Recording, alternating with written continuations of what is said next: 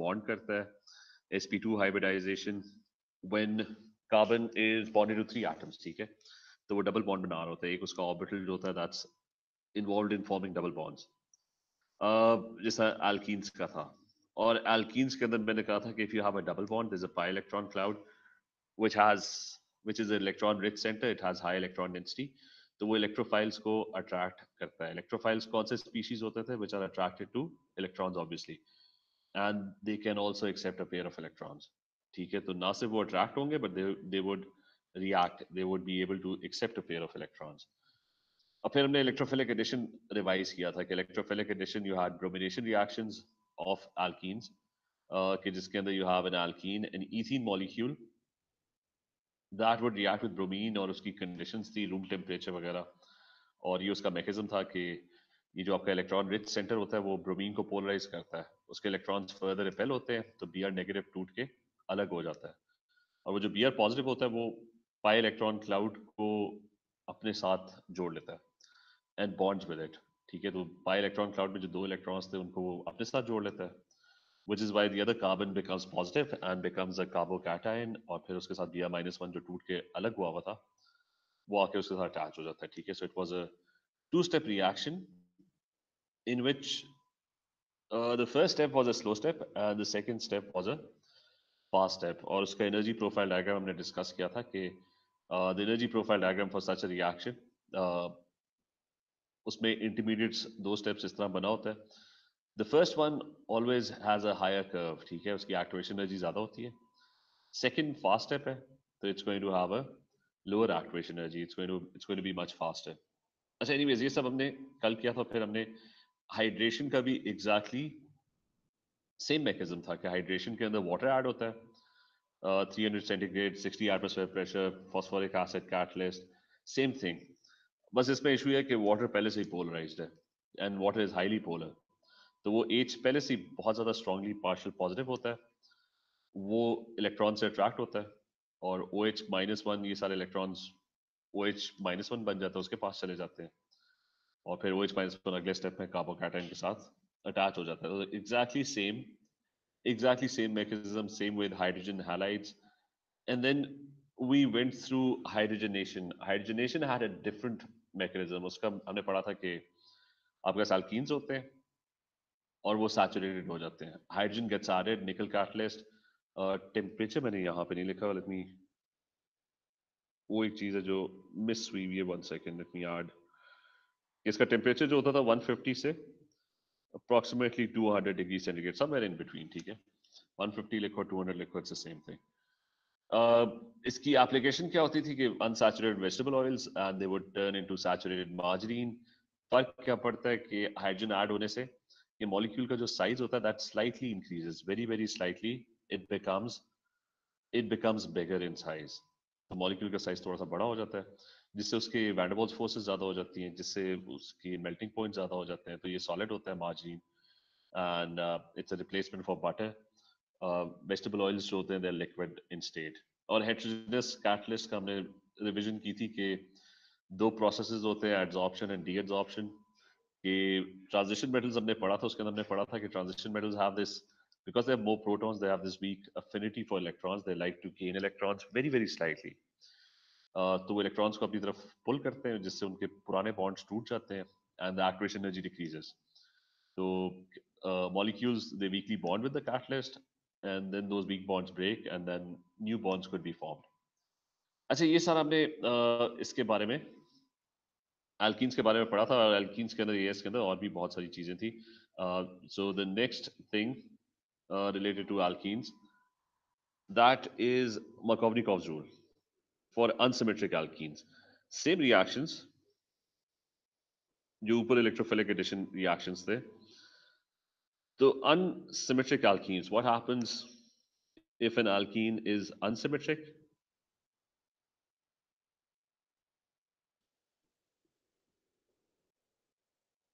और Markovnikov's rule में पहले ही लिख लेता हूँ, समझाता मैं बाद में हूँ,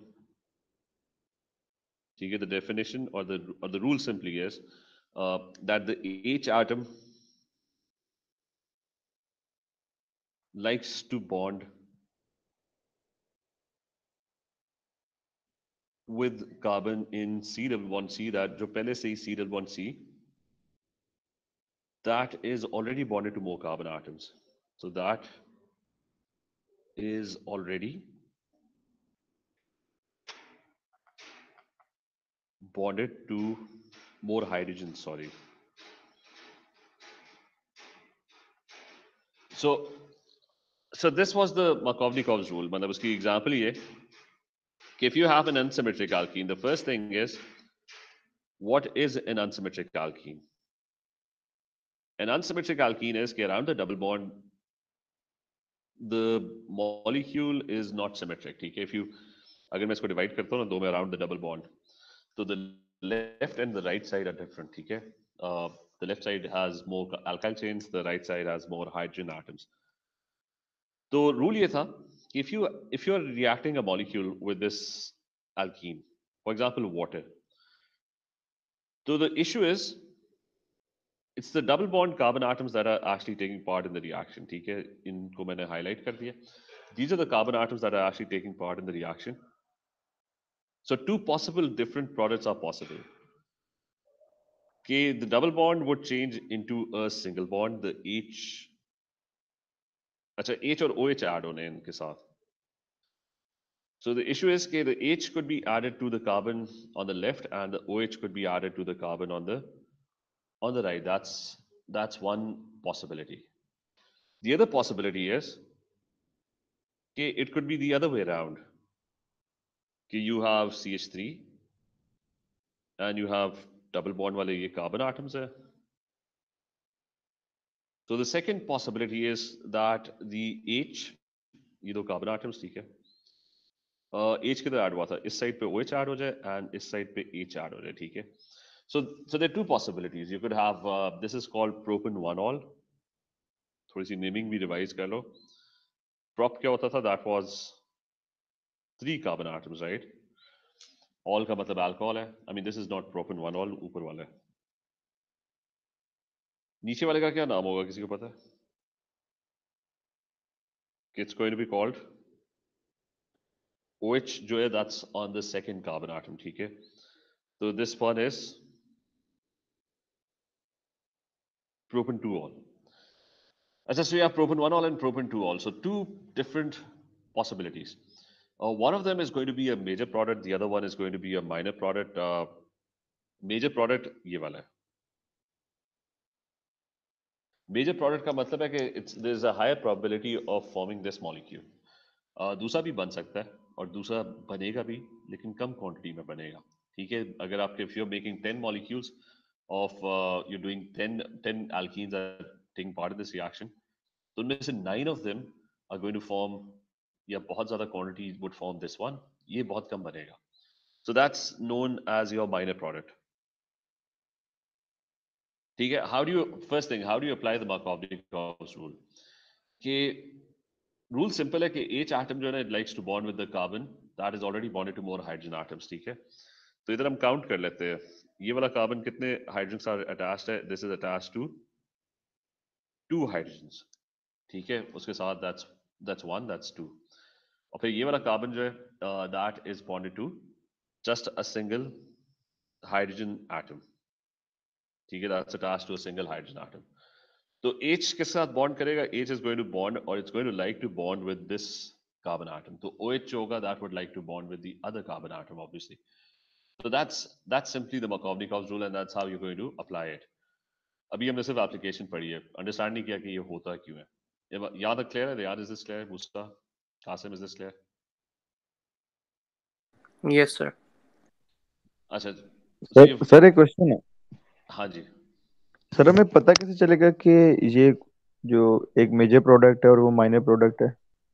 नहीं, वही मैं एक्सप्लेन किया ना कि रूल क्या है कि H atom जो है वो likes to bond with that carbon that is already bonded to more H atoms.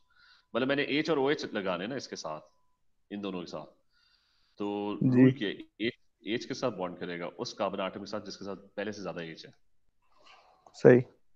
ठीक है? तो मतलब मैंने H यहाँ पे जोड़ा है और OH इधर जोड़ा है. मतलब H मैंने यहाँ पे जोड़ा है और OH यहाँ पे जोड़ा है.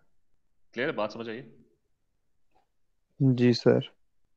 मतलब एक और एग्जांपल कर लेते हैं कि कोई और मॉलिक्यूल ले लेते हैं, लेट्स से,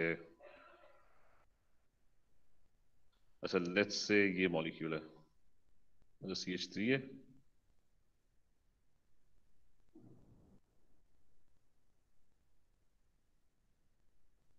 अच्छा, इसका एडिशन रिएक्शन हो रहा है और लेट्स से अब HCl के साथ हो रहा है, तो दोबारा से ये अनसिमेट्रिक एल्कीन है, ठीक है।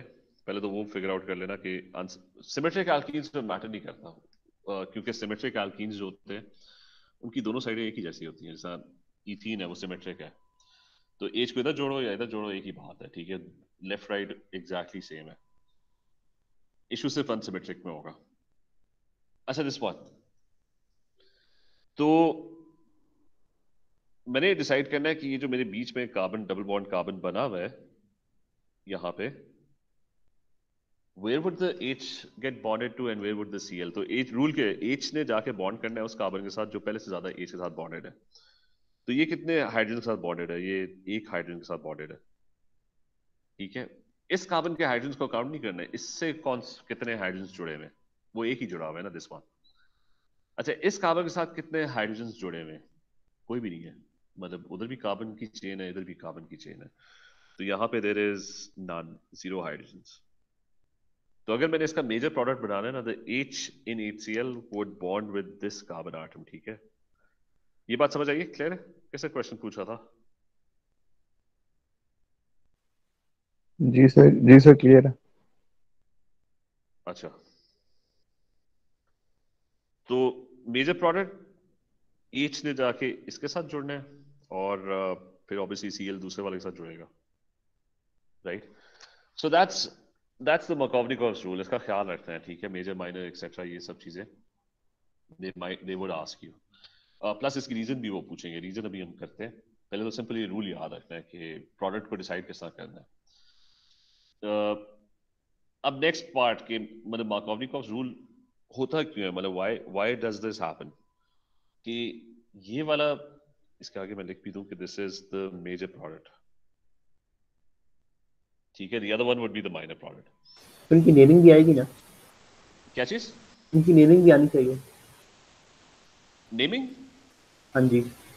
हाँ, नेमिंग साथ साथ रिवाइज करते हैं। अभी तो एएस की नेमिंग ये जो आपने एएस में किया हुआ है, इसकी रिवाइज कर लेते हैं actually. How do you 2 chloro how do 2 you methyl नहीं, butane। अच्छा बारी बारी। सबसे पहले क्या होता था, मेन चेन डिसाइड करते थे। मैं जरा रिवाइज कर लूं, मेन चेन और सफिक्स उसका, ठीक है।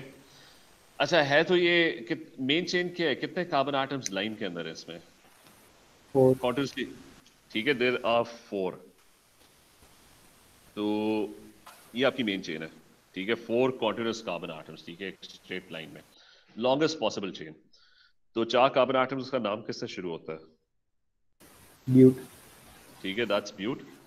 और एल्केन है, तो सफिक्स क्या होगा? एन होगा। और फिर इससे पहले आप सारी अच्छा, इससे पहले आप सारी ब्रांचेस वगैरह डिस्कस करते थे। ब्रांचेस क्या होंगी कि हाइड्रोजन तो काउंट ही नहीं होते ब्रांच के अंदर, Cl की है और कार्बन की, दीज आर द 2 ब्रांचेस। तो Cl को क्या कहते हैं? Cl को कहते हैं क्लोरो, और एक कार्बन एटम की जो ब्रांच होती है उसको क्या कहते हैं? मिथाइल। ठीक है, मिथाइल कहते हैं। और फिर उनकी पोजीशन काउंटिंग कहाँ से करते हो? काउंटिंग उस साइड से करते हो way you get give the smaller number, ठीक है। तो लेफ्ट से काउंट करोगे क्योंकि ये फर्स्ट, दोनों सेकंड पे अटैच्ड है, तो it's going to be 2 chloro and 2 methyl butane, ठीक है। क्लियर है? अच्छा, इसमें नेमिंग के ऊपर एज सच एएस में तो एक आध मार्क का आ जाता था, नेमिंग हम बीच में करते रहेंगे रिवाइज। लेकिन नेमिंग बस इसलिए इंपॉर्टेंट है कि अगर उन्होंने दिया हुआ ना कि 2 क्लोरो 2 मिथाइल ब्यूटेन का रिएक्शन बनाओ, प्रोडक्ट बनाओ उसका किसी रिएक्शन का, तो अगर स्ट्रक्चर ही नहीं पता, बनाने नहीं आता, तो आगे काम ही नहीं चल सकता। तो वहां तक naming is very very important, it's one of the fundamental things कि नेमिंग आनी चाहिए इन मॉलिक्यूल्स की। ठीक है, ये हम बीच में एक क्लास रख लेंगे जिसके अंदर नेमिंग वगैरह रिवाइज करेंगे, ठीक है, फुली। अच्छा, वो बात पीछे रह गई है कि ये मेजर और माइनर वाला प्रोडक्ट कि what's the reason for the Markovnikov's rule? ठीक है, किसी का माइक ऑन है। अच्छा, so what's the reason for the Markovnikov's rule? H को क्यों उसके साथ उस कार्बन के साथ बॉन्ड करने का दिल करता है जिसके साथ पहले से ज्यादा एच हो? और we have to understand the reasoning.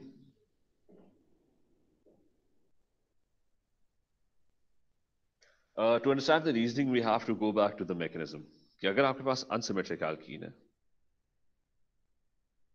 ठीक है, इसकी रीजनिंग जो है ना, that could get slightly confusing. अच्छा, you have an unsymmetric alkene and there's an HCl molecule that's reacting with it, positive है और ये नेगेटिव है। डबल बॉन्ड के इलेक्ट्रॉन्स ऑब्वियसली इसके साथ अट्रैक्ट होंगे पॉजिटिव एज के साथ, और यहाँ पे जो इलेक्ट्रॉन्स होंगे they going to get repelled, Cl टूट के अलग हो जाएगा। And the product is going to be, you have दो पॉसिबिलिटीज आप। अच्छा, वो H पॉजिटिव आ रहा है, वो डबल बॉन्ड के ना इलेक्ट्रॉन्स को अट्रैक्ट कर रहा है, राइट? Cl-1 रिपेल होकर टूट के अलग हो गया।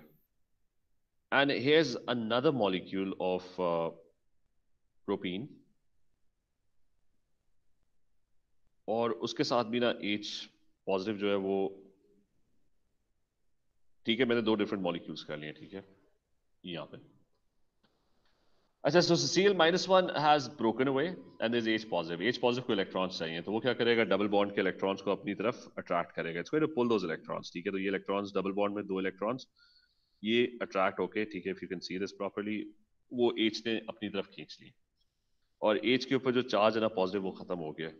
And this other carbon atom is now a carbocation, क्योंकि उसी के इलेक्ट्रॉन्स वो खींच के ले गया ना, क्योंकि डबल बॉन्ड में इसके भी तो इलेक्ट्रॉन्स था, एक इलेक्ट्रॉन इसका था, so the H has pulled it और उसको अपने साथ अटैच कर लिया। So that is what's happening. Second scenario कि द H पॉजिटिव वो राइट वाले कार्बन के साथ बॉन्ड नहीं करता, वो आता है, उसको इलेक्ट्रॉन चाहिए, तो वो उल्टा जाता है और सेम चीज करता है, डबल बॉन्ड के इलेक्ट्रॉन्स को पुल करता है and it bonds instead with the other carbon atom, दूसरे के साथ जाके ना जुड़ गए। And in this case this carbon becomes a carbocation, ठीक है, so two different carbocations are being formed.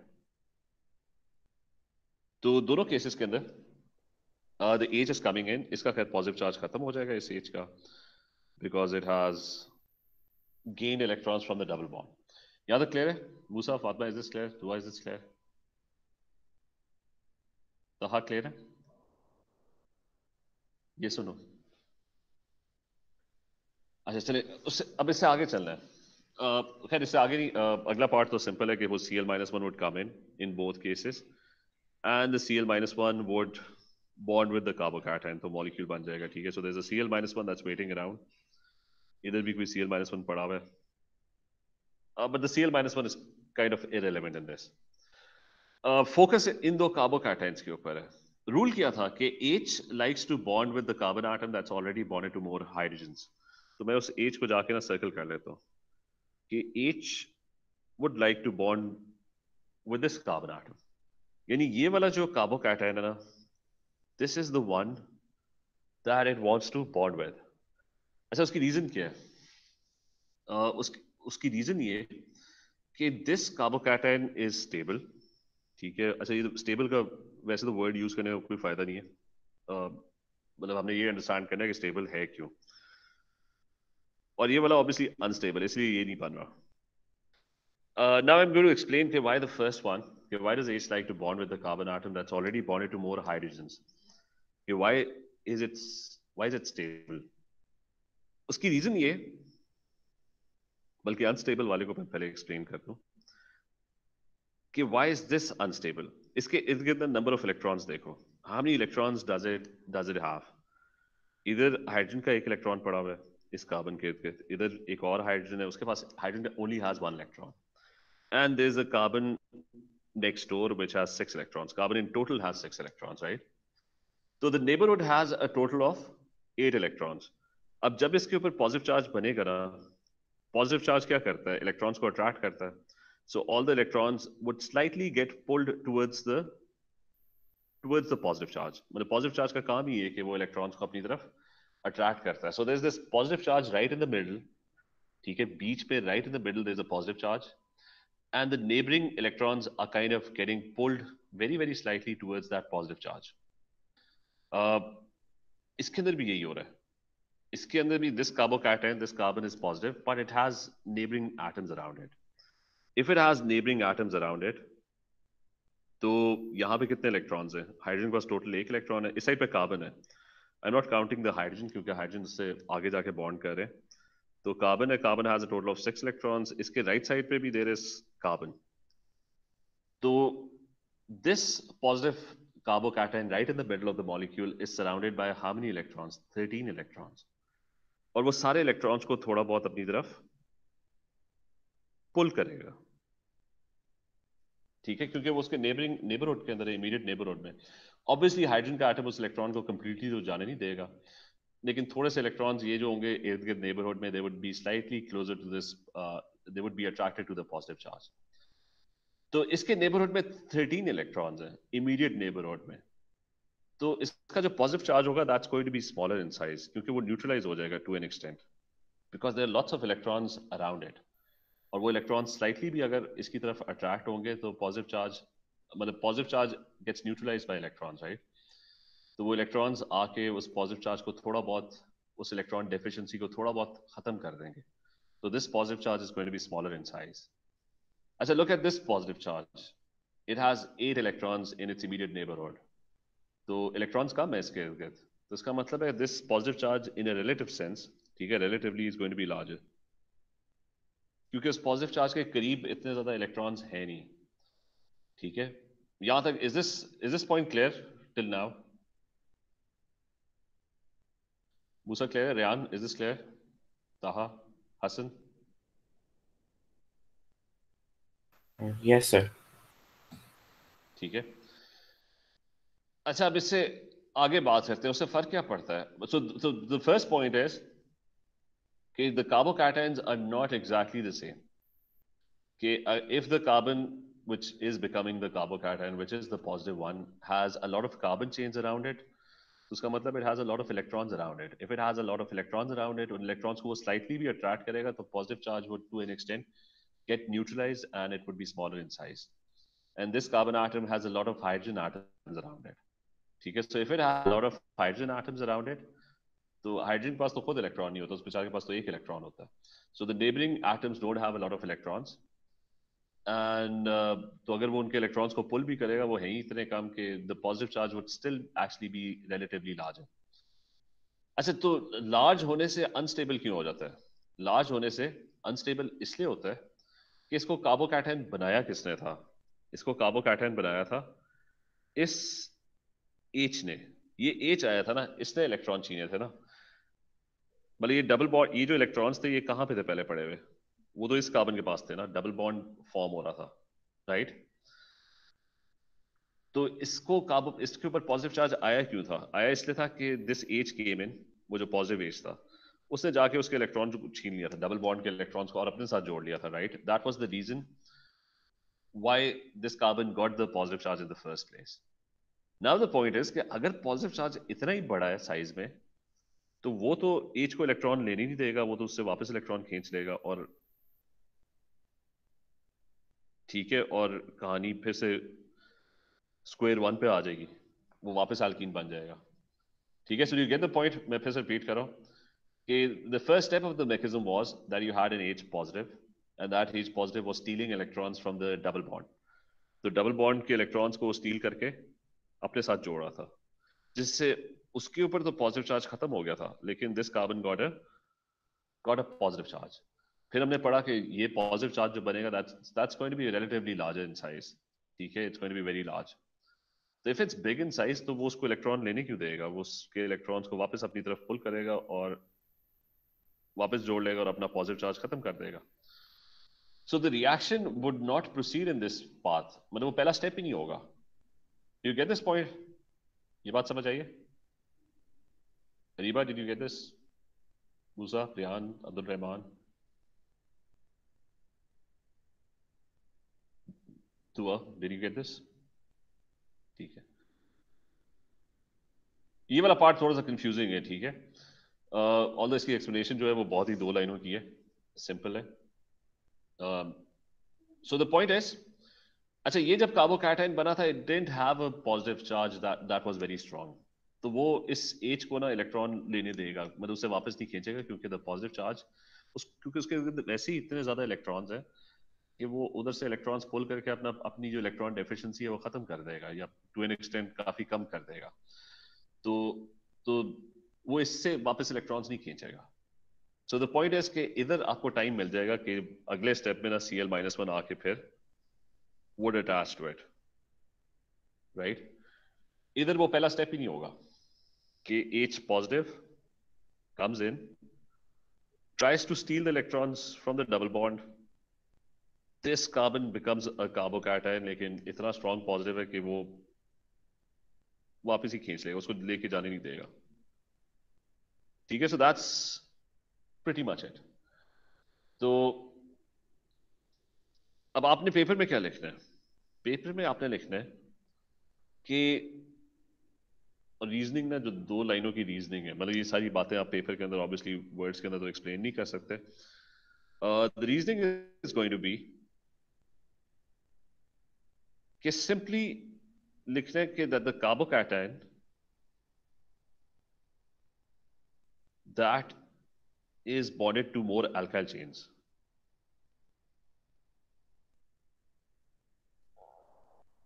or has more alkyl chains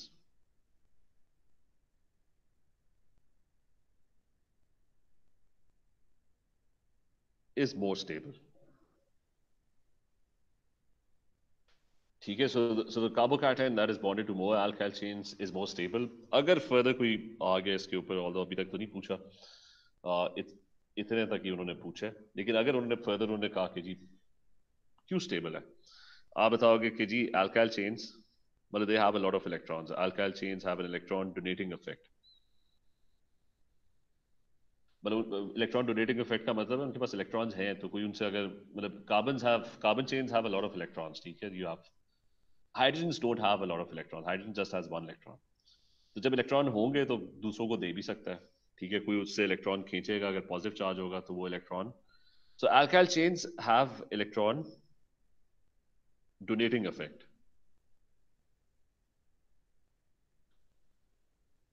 And if they have an electron donating effect, which reduces charge density on the carbocation, मतलब positive charge की जो strength है वो कम हो जाती है, which reduces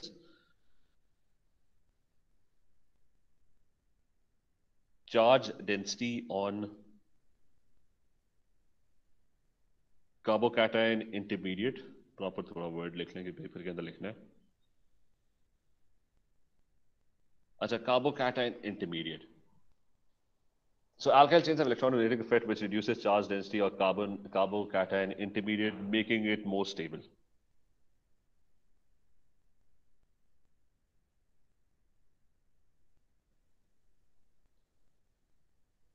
That's it. ये paper की एक्सप्लेनेशन होगी कि this is what you're going to write in the paper, in the exam. ठीक है. कोई क्वेश्चन नहीं है इसके बारे में? Markovnikov's rule. Is this clear to everyone? कोई क्वेश्चन है, पूछ लो.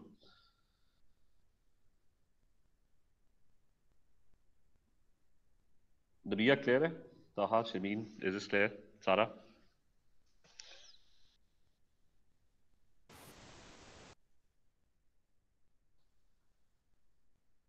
चलिए ठीक है. नेक्स्ट वन कि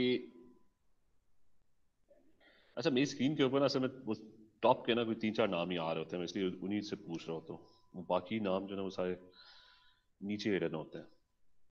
अच्छा, next part we have done with Markovnikov's rule. बस सिंपली याद रखना कि अनसिमेट्रिक एल्कीन होगा तो H ने जाके उस कार्बन के साथ बॉन्ड करना है जिसका पहले से ज्यादा H है, तो that would be the major product. अच्छा नेक्स्ट थिंग और क्या पढ़ा था एएस के अंदर?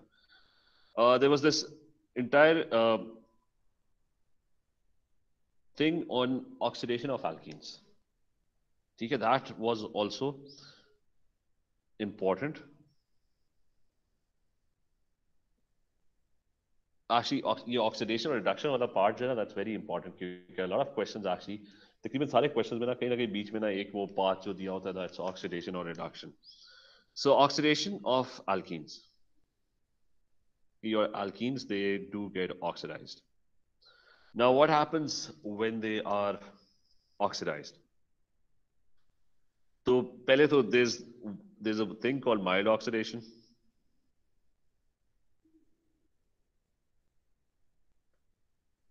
Mild oxidation obviously have mild conditions. The conditions are cold or dilute or alkaline or all three. KMnO4. ठीक है, hopefully सारों को पता है KMnO4 is an oxidizing agent. इसका नाम भी पता होगा सारों को, पोटेशियम मैग्नेट 7.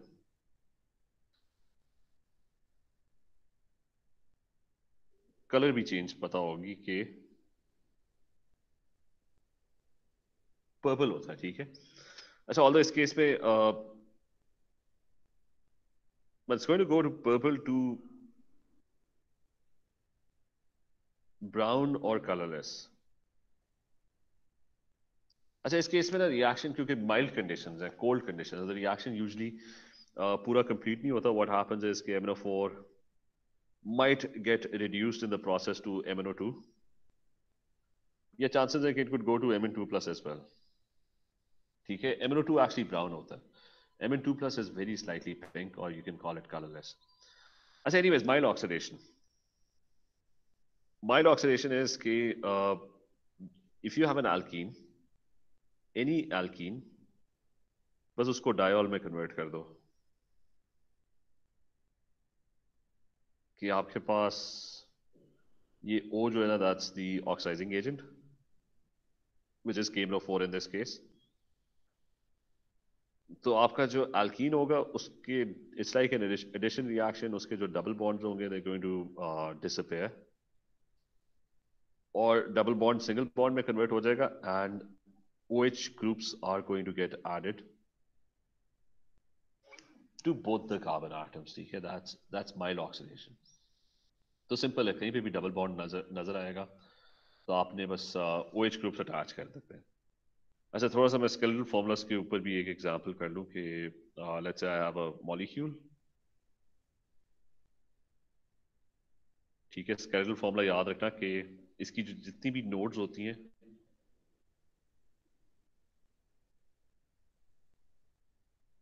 अच्छा let's say this is an alkene, इसकी जितनी भी नोड्स होती हैं वो कार्बन एटम्स होते हैं, and the hydrogens are hidden. ठीक है, हाइड्रोजन्स को शो नहीं करते. अच्छा, you are oxidising it, so what would be the product? और mild oxidation की बात हो रही है. So the products are going to be, ये यहाँ पे तो डबल बॉन्ड था.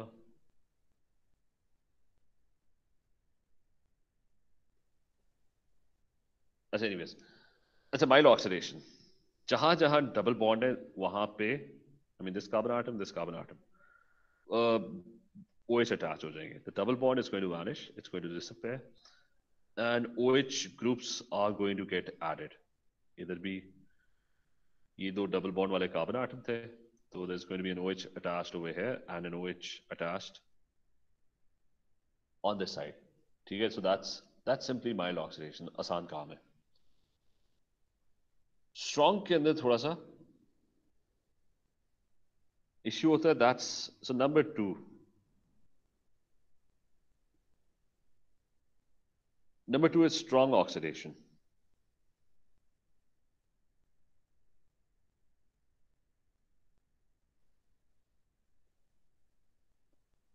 अच्छा, स्ट्रॉन्ग ऑक्सीडेशन इज कि उसके अंदर डबल बॉन्ड, पहले तो कंडीशन स्ट्रॉन्ग ऑक्सीडेशन की, it's going to be hot concentrated acidified. ठीक है, या तो इनमें से कोई एक या तीनों, हॉट कॉन्सेंट्रेटेड और acidified. KMnO4. Actually, remember, KMnO4 is the only option that you have. K2Cr2O7, the other oxidizing agent, it cannot be used in this case. इसके अंदर तो खैर reaction definitely completion तक जाता है, purple to colorless. ठीक है, it goes completely to completion. और strong oxidation में what would happen is कि आपके पास कोई भी alkene हो, ठीक है, it looks like this कि इस कार्बन के साथ दो बॉन्ड्स होंगे, ये मैं 3 dimensional शेप ड्रॉ कर रहा हूँ.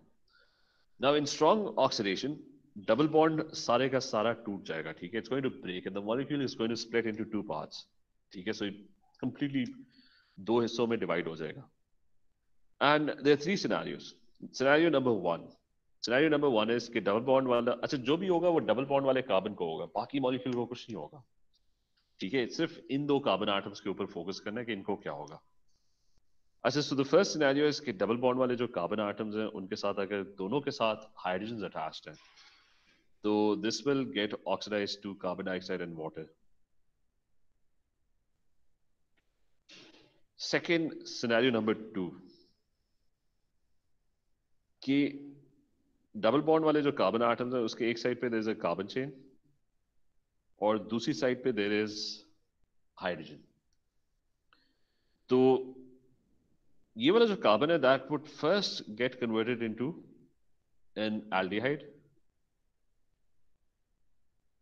and then it would further get oxidized into a carboxylic acid. ठीक है, that this is the reaction that's taking place, this is the reaction that's happening. So it would change into an aldehyde and if you remember aldehydes होते हैं वो oxidize होके they form carboxylic acids.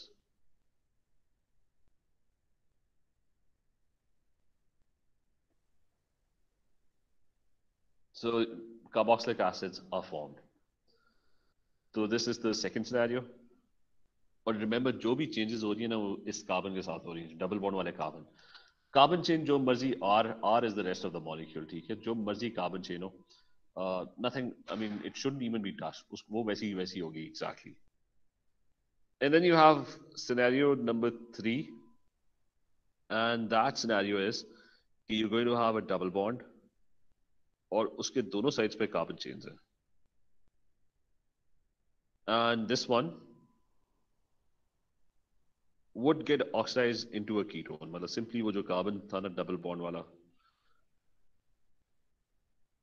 उसके साथ simply double bond O लगा दो, ठीक है, that's it, and it would form a ketone. ठीक है, hopefully you remember some of it कि alkenes strong oxidation में the double bond is going to completely split into 2 parts and when it does that 3 different possibilities are possible and according to the scenario the product of oxidation is going to be determined. ठीक है, अच्छा इसमें second वाले के अंदर ना remember कि never actually write an aldehyde. aldehyde सिर्फ तब बन सकता है कि अगर आप बीच में ना डिस्टिल कर लो, ये बल्कि यहाँ पे मैं मेंशन कर लेता हूँ क्योंकि aldehydes के ना melting और boiling points थोड़े से low होते हैं. So aldehydes are only a possibility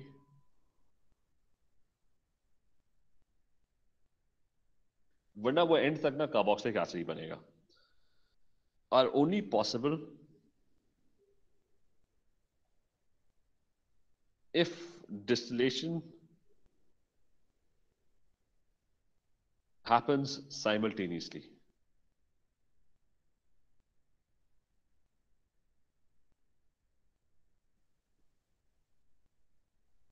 क्योंकि एल्डिहाइड के जो बॉइलिंग पॉइंट्स होते हैं वो कम होते हैं तो वो जैसी सॉल्यूशन में से ना they would evaporate and you can collect them using a condenser.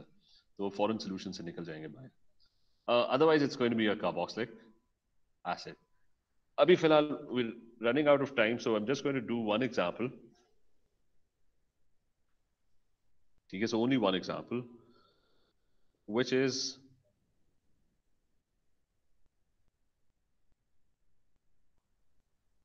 कोई भी एक रैंडम मॉलिक्यूल कर लेते हैं जैसा पहले बनाया था. वो मैं स्केलर फॉर्मूला यूज करता हूँ. ठीक है, so let's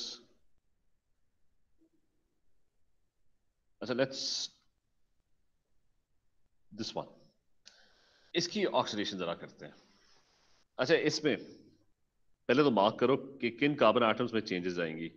so there is this carbon atom over here and there is मतलब डबल बॉन्ड वाला, ठीक है, और इन दोनों के अंदर the first thing that would happen is कि डबल बॉन्ड ने कंप्लीटली टूट जाना है. ठीक है, उसको कंप्लीटली तोड़ दो. तो ये साइड कौन सी है? This is a carbon atom which is bonded to two hydrogens. तो ये वाली साइड टूट के क्या बनाएगी? It's going to form carbon dioxide and water. ठीक है, this is what's going to happen. अच्छा, फिर अब डबल बॉन्ड तो टूट गए, मैंने वो बीच में डबल बॉन्ड हटा भी दिया. ये बाकी साइड क्या बनेगी? This carbon atom is bonded to two carbon chains. मतलब there's a carbon chain on the top and there's a carbon chain on this side as well. तो अगर दोनों साइडों पे कार्बन चेन होगी, ठीक है, there's a carbon chain on both sides, it's going to get converted into a ketone. So this one would change into a ketone. अच्छा, what about these two at the bottom? पहले तो इनके H पूरे करो. 3 bonds बना रहा है, so there's going to be 1 H. And this one is also going to have 1 hydrogens. The double bond is going to completely break. The double bond यहाँ से टूट गया, ठीक है, that's gone. तो ये वाला जो कार्बन है, that's on one side there's a carbon chain, on one side there's an H. तो ये scenario number 2 है कि एक H जब आ जाएगा ना, तो it's going to form a carboxylic acid. तो आपने simply उसको चेंज कर देना है into a. अच्छा, you just change it into a carboxylic acid. So it's going to be double bond O and OH. And this one is also exactly the same. It's bonded on one side with a carbon chain और उसके साथ एक H है. So scenario number 2 है, it's going to change into a carboxylic acid. So double bond O and OH. ठीक है, is this example clear? इस तरह कि हम obviously और examples भी करेंगे. Is this clear? Jameen, Sara, Ryan, is this clear? Dua, is this clear?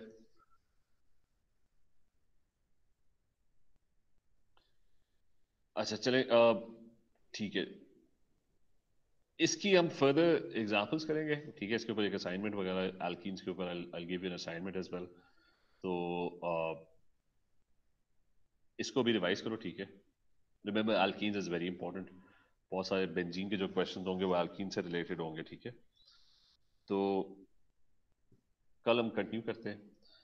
अभी राइट योर अटेंडेंस. ठीक है, सारे प्रेजेंट लिख दो यहाँ पे, so that I can mark your attendance. और कोई क्वेश्चन है तो मेरे से पूछ लो अभी.